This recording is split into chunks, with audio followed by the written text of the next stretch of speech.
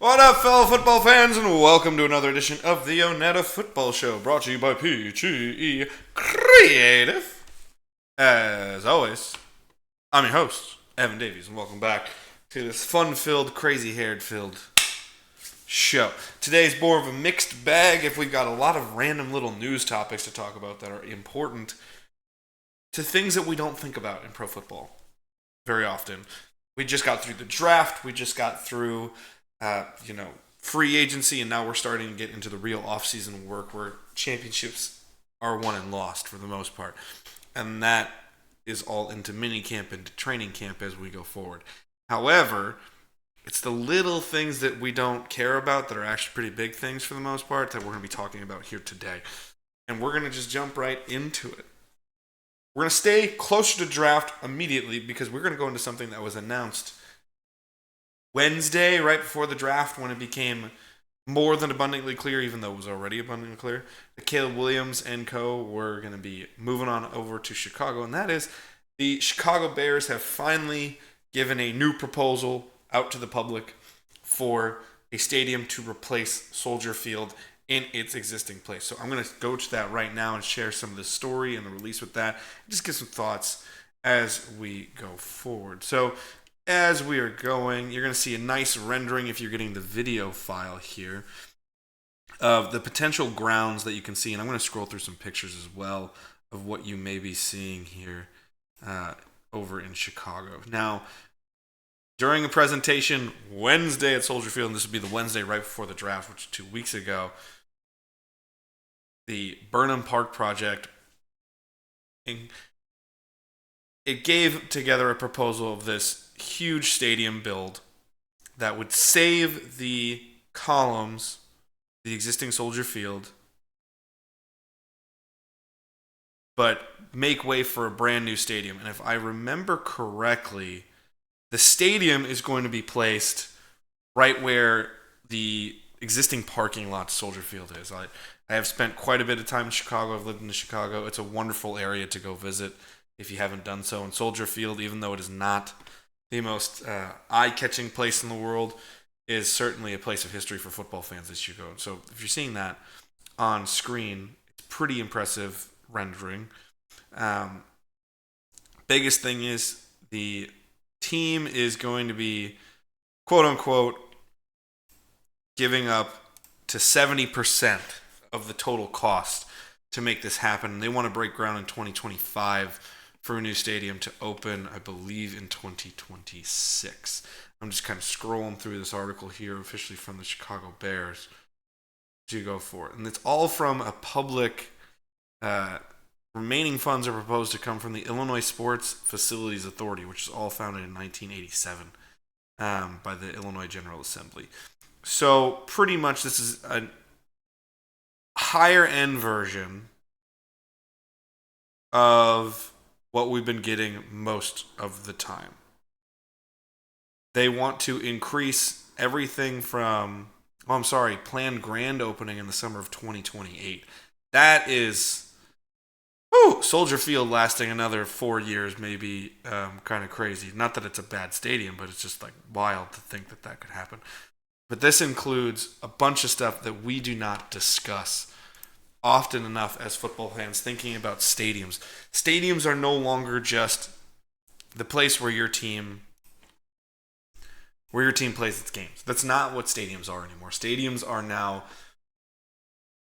community collectives of doing things, and that's why it's so important. I actually just had this conversation with coworkers today in Philadelphia, as the Philadelphia 76ers have announced they're trying to move downtown into Center City of Philadelphia and kind of take out a lot of Chinatown, or the traditional Chinese neighborhood right in Center City. So it's a pretty wild concept because Philadelphia is, I believe, only one of 2 cities in all across America where you have 4 major sports teams all playing within a block of each other. Because you have Wells Fargo right next to the link, and right behind them is Citizens Bank Park. And it is a pretty cool area if you're a sports fan to check out. If you're ever in Philly, as much as I do not like Philly sports, and I root against them every day because I have to deal with the traffic going in and out from them, I can't lie and say it's not pretty convenient in some way, shape, or form. to do it that way. However, I will say this, though. The 76ers moving kind of presents another case that we see a lot with stadium growth. And whether you might not be into this, I get it. But these are nitty gritty things you need to think about because they're happening across the NFL. Teams that are going to own part of the stadium or own the majority of the stadium or own the stadium outright, which very rarely happens apparently, they want to have as many events as possible in that stadium. They want it to be a year-round facility. If you have an NFL stadium, you want to attract the Final Four. You want to attract WrestleMania. If there's ever to be the idea of a World Cup coming back past 2026 to the U.S., you want to be involved in that. If you want to get in the opportunity, if the U.S. ever hosts the Olympics again, which, let's be honest, it will because we're the biggest country for sports collectively in the world. So we have the best markets to do that with. You want to get involved in that opportunity as well. So, and you want to get into concerts and big venue events of that kind of nature. So you have to be involved in those kinds of things. The Soldier Field project moving into a brand new stadium is a very interesting one because it impacts so much that we don't think about. Chicago is a venue that, ironically enough, although it has the United Center and has Soldier Field and plenty of other, I don't want to say lesser, smaller arenas across the rest of the suburbs and across the city in general, ironically, it lacks that one place that everything has to go to. Soldier Field gets a lot of stuff, but Soldier Field is, by modern day standards, out of date, which is crazy to say. But it's an out of date stadium that needs a lot of work to be modernized.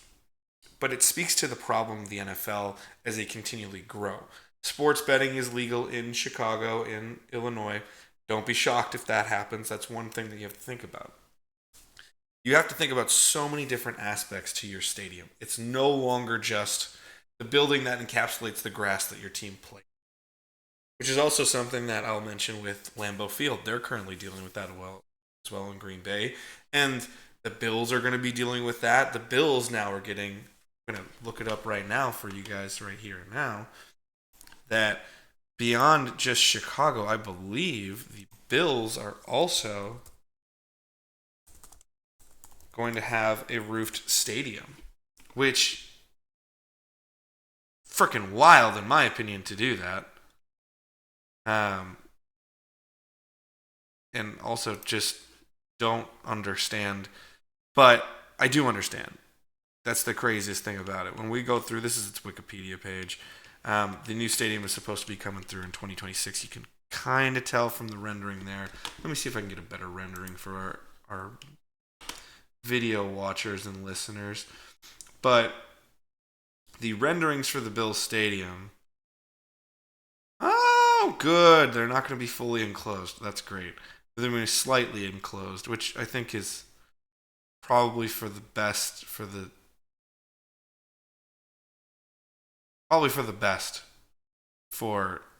Buffalo's overall things. But one of the things they were talking about, just like everything else, is can you attract more than just football? And you can clearly tell. I'll go through it right here and now. We're on the renderings back at the new Soldier Field project, or whatever they're going to be calling the stadium. So you can see in big bold letters stadiums with the obviously new renderings, which is closer to a modern stadium. But in the front you have the column promenade, which is the most prominent feature of Old Soldier Field here.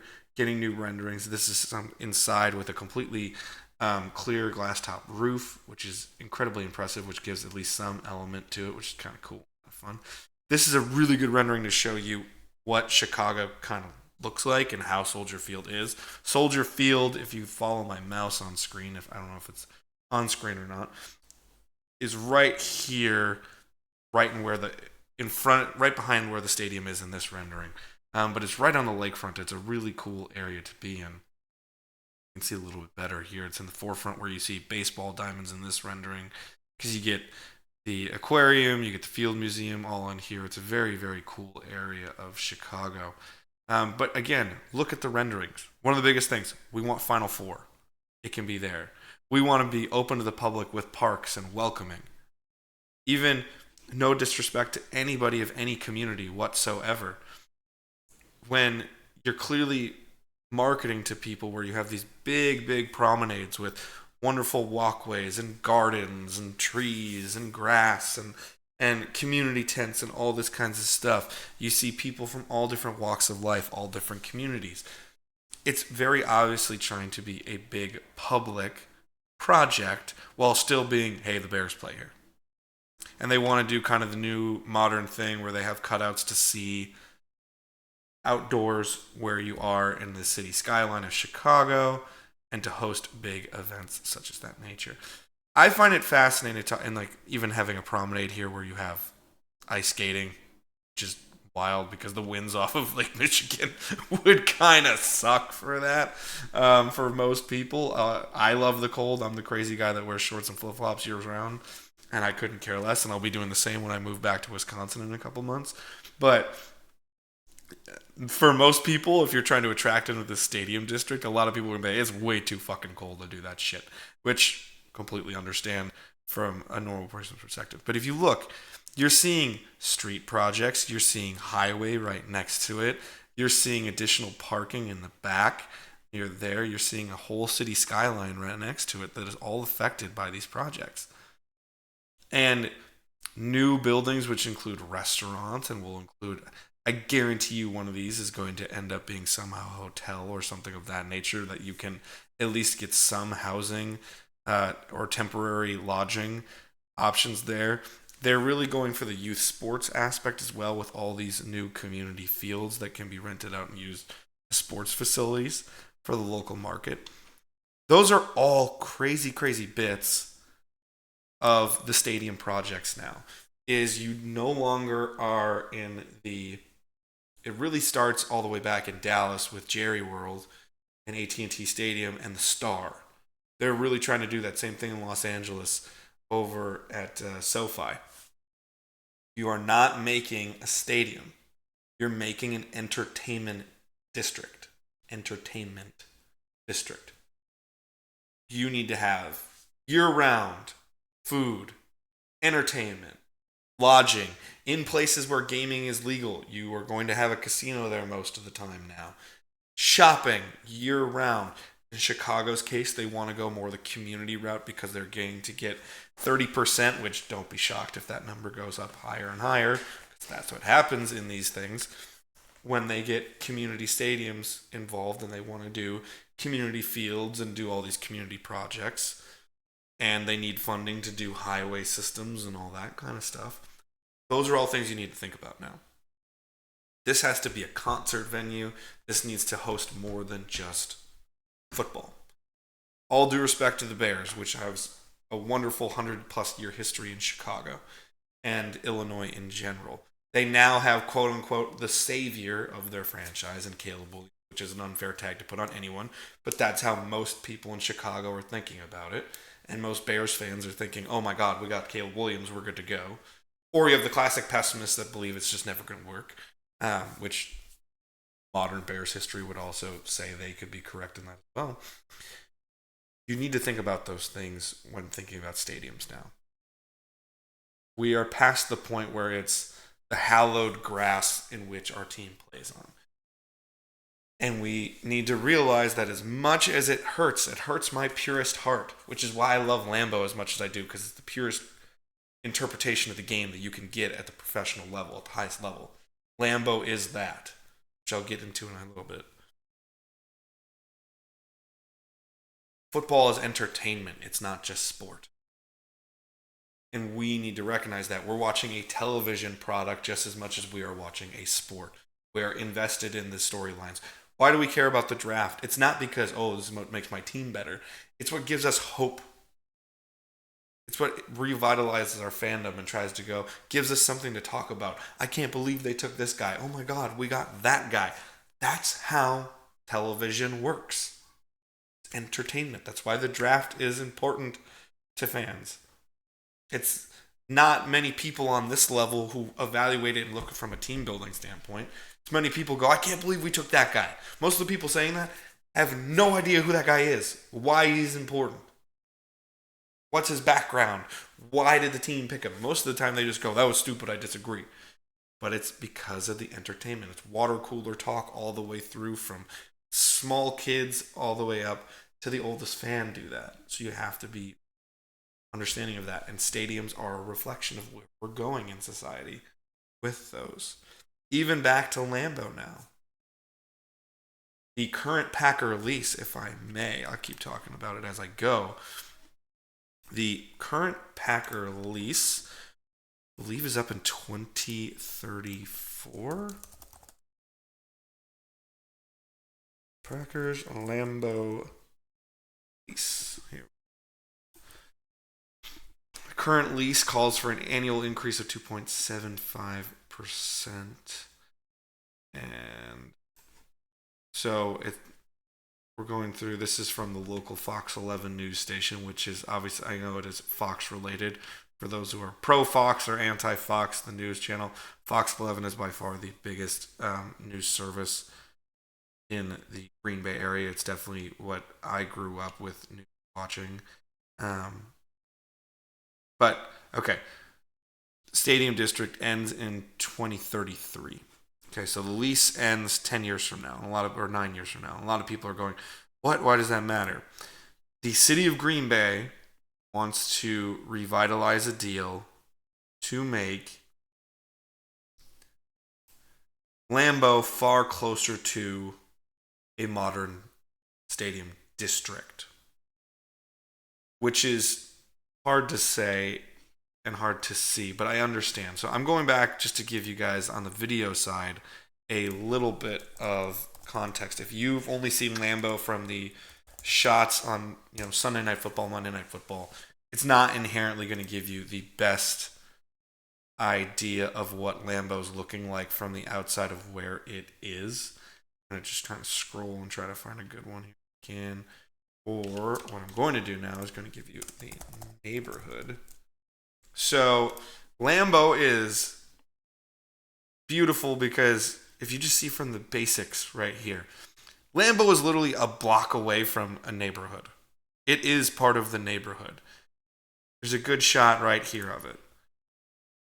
Lambeau, and this is new construction for stuff, but Lambeau, neighborhood. Lambeau, neighborhood. Like, here's another good one. Let's see. Maybe I can even find where I'm parking most of the time. So this is your major highways over here. All this over to the left, which would be in the furthest side of Lambeau, that's all neighborhood where people park. People literally pay their mortgages by having people park over in their yards. And it's a really interesting and unique thing because it really hits home the purest spirit of Lambeau is a community coming together to celebrate its sports team that makes their city iconic.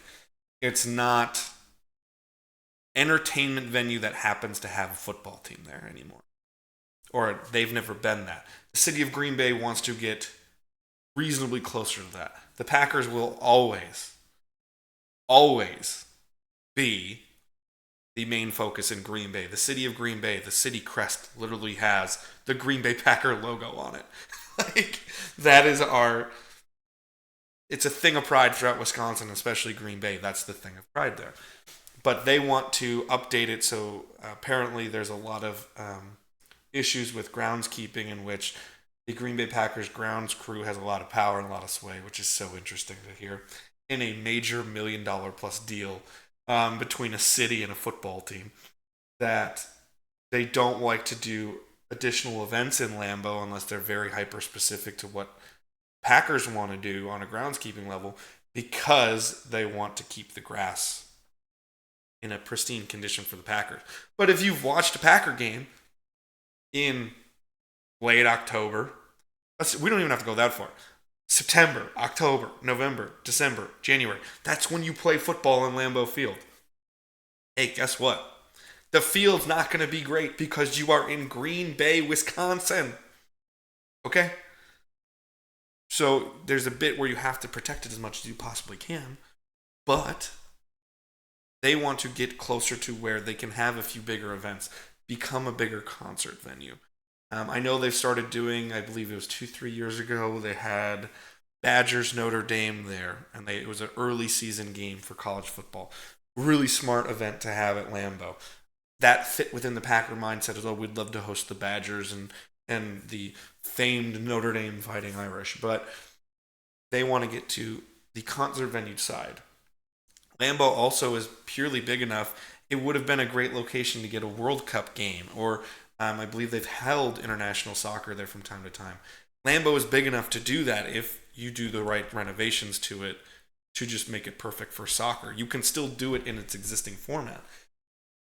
But the hiccup between the team and the city is the same that's happening in Chicago. It's the same thing that happened in Los Angeles with SoFi. It's the reason the Rams left St. Louis in general. It just depends on which side is the problem, or which side which side wants what. Is that these stadiums now and the teams want it to be year-round, or on the flip side, on the Packer side of it, the team wants it to be about the team, which I personally love. But I also realize the city of Green Bay is kind of the hub of northeastern Wisconsin by far. It would be a very logical thing for people in the Upper Peninsula of Michigan to also travel down to Green Bay, as it's the largest city nearby there. The vast majority of northeastern Wisconsin and central Wisconsin, the largest city that you're going to find is Green Bay, especially as a concert venue or other things of that nature. So they want to bring all those millions of people in that inhabit the two states that I just discussed into doing that. So you have to find the balance between football stadium and entertainment venue. And it's a hard thing to do. And that's where we are with modern stadiums. And a lot of people are going, why can't they just play the games? You need to think about the business aspects of it.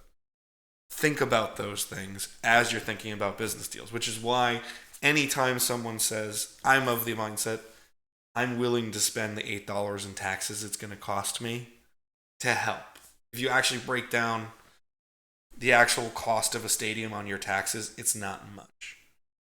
I'm not everybody. I can't speak for everyone, but if Kansas City's dealing with it right now, where it looks like Arrowhead isn't going to get the renovations it needs, and they might build a brand new stadium, and they might have to move out of Kansas City, Missouri into Kansas City, Kansas, or a neighboring city, because they're not going to get what they need from a team perspective and entertainment venue perspective. So it's a very interesting dichotomy, and that's happening all across the league. There's constant renovation happening. There's constant influence of where we're going to go with the next step. 25-year-old stadiums, which theoretically shouldn't be out of date, are incredibly out of date now for a lot of teams. It's the reason even the Raiders are no longer in Oakland. They're in Vegas because the Raiders don't have the finances to build a new stadium in Oakland. And the city of Oakland said, nah, we out. We don't care. And that's how it goes. And if I believe correctly, the Athletics are actually leaving Oakland as well.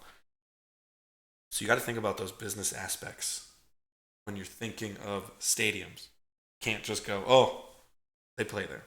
That's another big thing I want to talk about is, although it's really cool to see the renderings of a new field to replace Soldier Field, and as someone who does want good things for the city of Chicago, as it's a place that I care about deeply, a lot of friends there that I consider family, and I love the city of Chicago. And anyone in my personal life who says I don't, it's a different time, and I've told you I was wrong about that. I love the city of Chicago, and I want really good things for them, and I hope the stadium works out the way they need it to and they want to. So that is how I'm going to be handling that one. So it's important to see those sides of things as you go. Now we're going to go a little bit more news and notes. Fortunately, we're going to go negative for a few of them here. We got to go to Rashee Rice over on things. So we're going to go now. I'm going to bring up the article so I can completely read for it.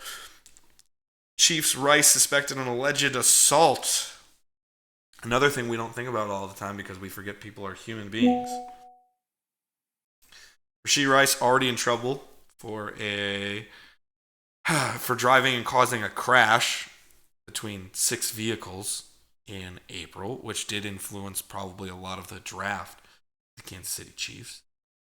He's already facing 1 count of aggravated assault, 1 count of collision involving serious bodily injury, and 6 counts of collision involving injury.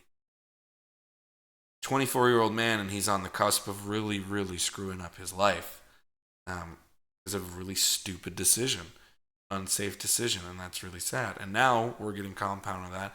He's suspected in alleged assault in which he punched a photographer at a Dallas nightclub.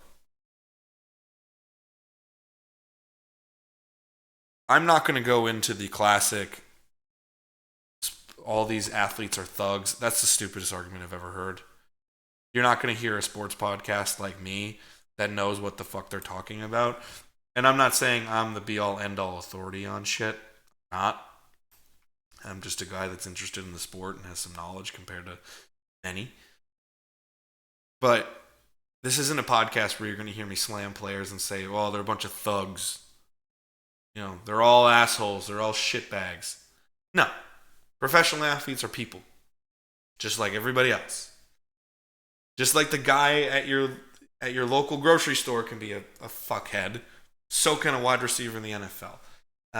And vice versa. It's not just, athletes are thugs or anything like that. Rashee Rice, on the other hand, I'm not going to call him a thug. I don't fucking know Rashee Rice. I don't know anything about him other than what I have in access to news and articles, and what I see is field on the play on the field. But this is something that we constantly need to think about when it impacts team construction. The people element. There's a lot of times in which people are like, I can't believe they let that guy go. He was such an important part of the team. Well, maybe he's an asshole. Maybe he doesn't jive well with the team.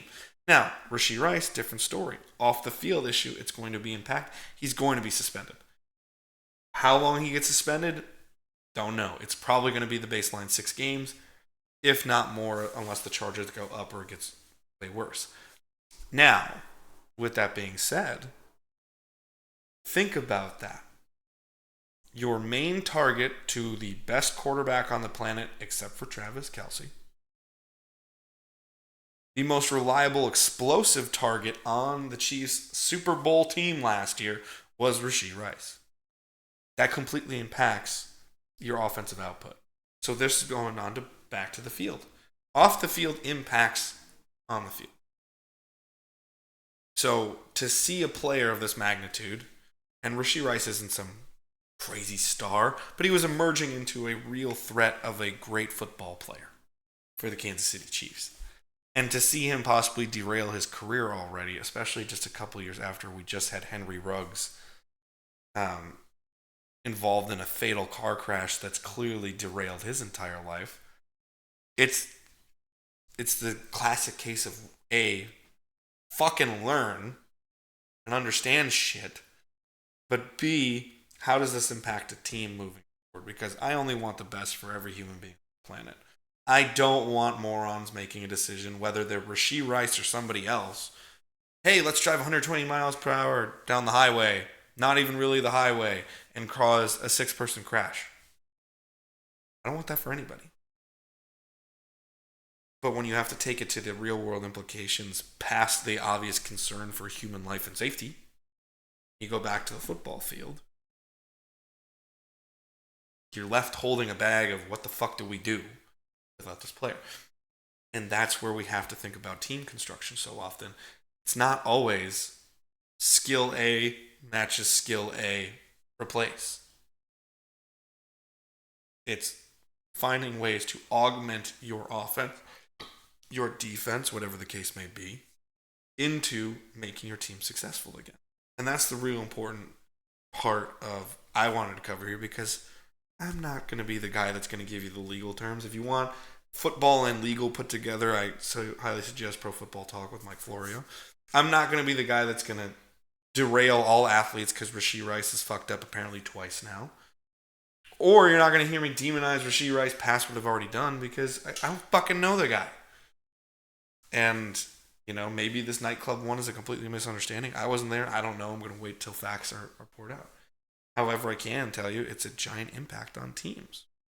Stephon Diggs just got traded because he was an asshole.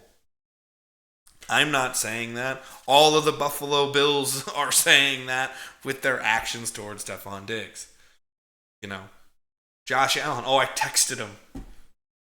That's called I don't fucking like him. I'm glad he's not here anymore, but I need to look like the good guy. So it's those things that are really, really sticking points for me that you have to think about. So that's Rashee Rice. And then another thing, this is going to be big. I'm kind of just covering wild different topics. Team impact from off the field issues. Off the field issues as in stadiums impacting team finances and all that kind of stuff. Last one, and it's a huge, huge news item that not enough people are going to be taking credence for until it just finally drops on everybody. That right there, folks, is actually, I'm going to take you to another article from Pro Football Talk and Mike Florio, who I just brought up. ESPN and the NFL Network are believed to be closing in on a deal. So you may be asking, what the fuck does that mean? That means, here, in January, Andrew Marchand, then of the New York Post, reported that the NFL and ESPN were in advanced talks that could result in the NFL taking an equity stake in ESPN, and that would give ESPN control of NFL media.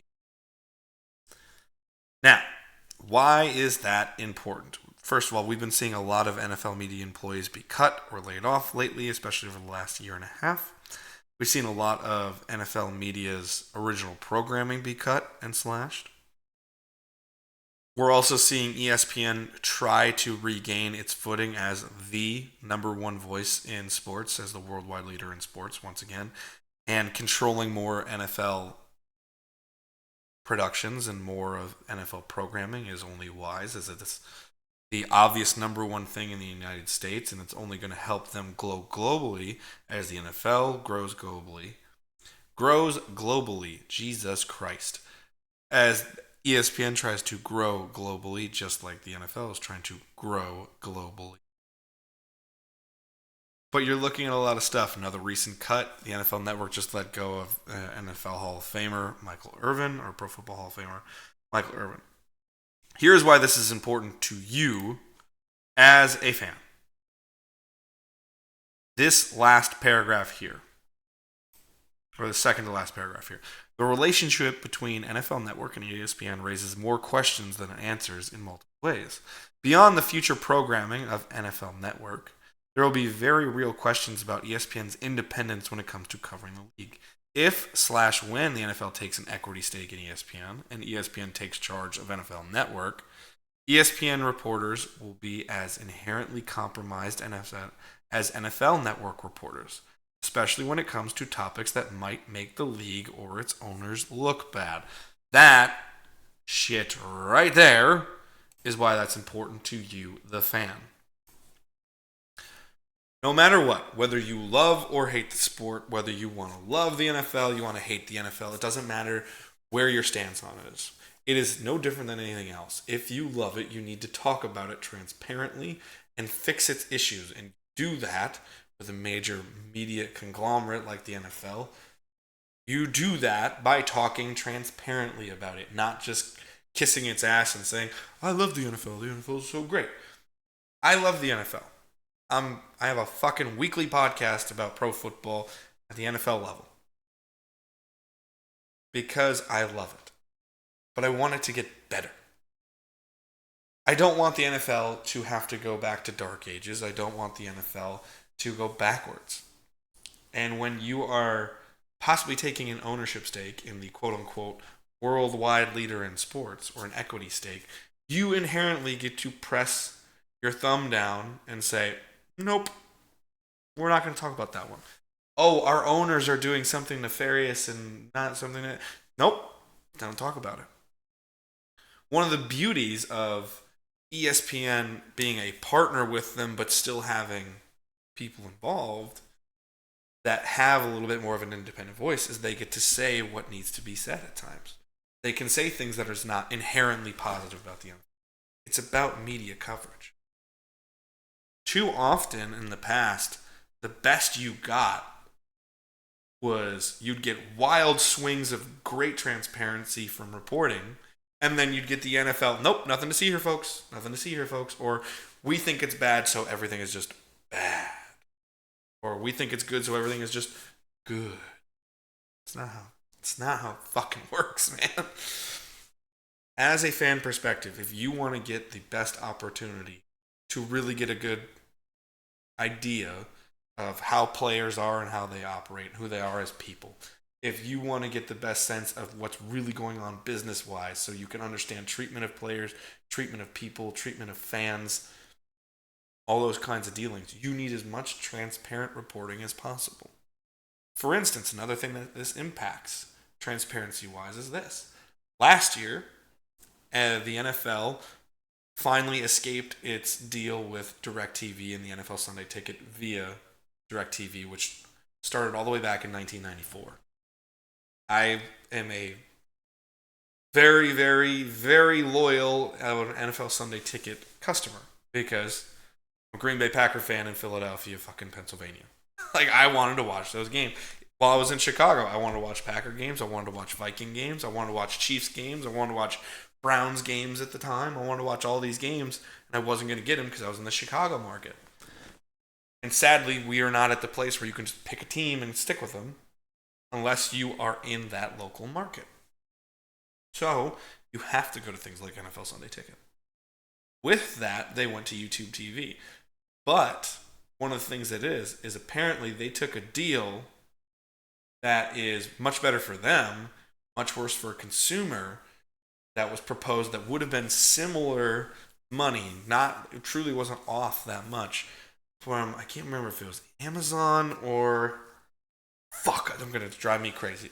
But they got a similar offer from YouTube TV that they did from this other place. This other streaming service that really wanted to get in. And it was going to be much friendlier to the NFL fan and much more attainable and accessible to the NFL fan. That right there shows we're out for money, we're not out for our fans.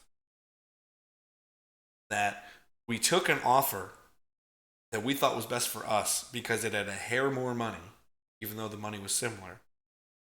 But it put our main consumer, our main fans, at a lower accessibility point for our content. You needed the transparency of good reporting, such as Mike Florio, such as other great writers, Andrew Marchand, other great journalists in the sphere, to do the reporting to get that out to people so they know. So then you can be more informed in making a decision. Now, the thing I find hilarious is so much, this isn't bash on the NFL time. There are aspects of the NFL that I think are much better than other sports leagues as well. I have fans that completely gave up on football I have friends that gave up on football due to the Colin Kaepernick being blackballed from the league.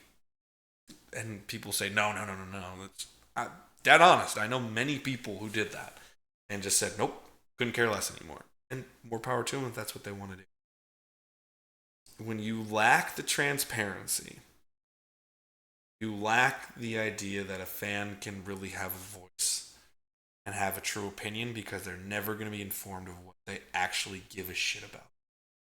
It's no different than any kind of news. Sports is no different. People need to know the story in order to understand it and make the best informed decision for themselves. That's the fucking point.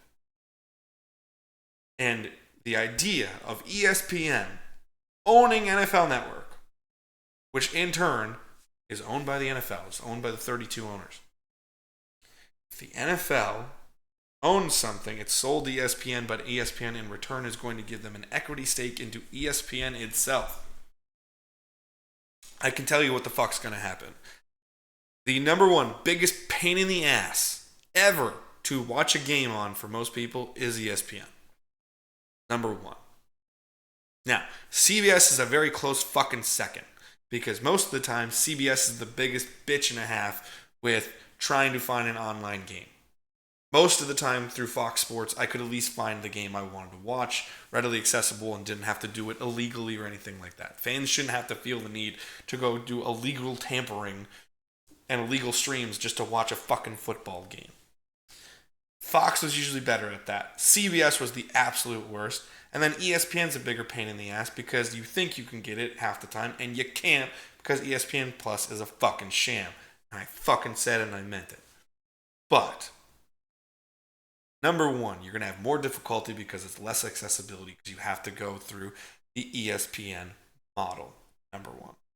Number two, ESPN is not the most user-friendly platform in the world.